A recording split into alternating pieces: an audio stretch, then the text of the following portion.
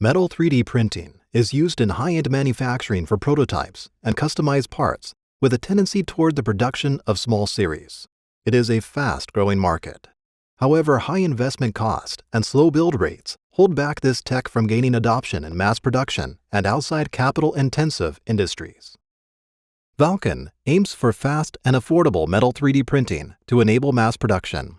While lasers fusing metal powder are attractive for small, high-resolution parts, and 3D welding systems are good for big, low-resolution parts, a market opportunity exists for medium-sized components.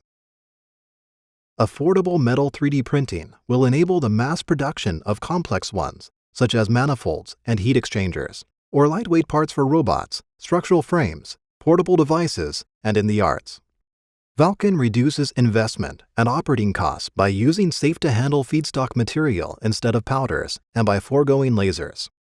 ValCUN aims to enable mass production of medium-sized 3D printed metal components. It can print from any feedstock, even recycled material.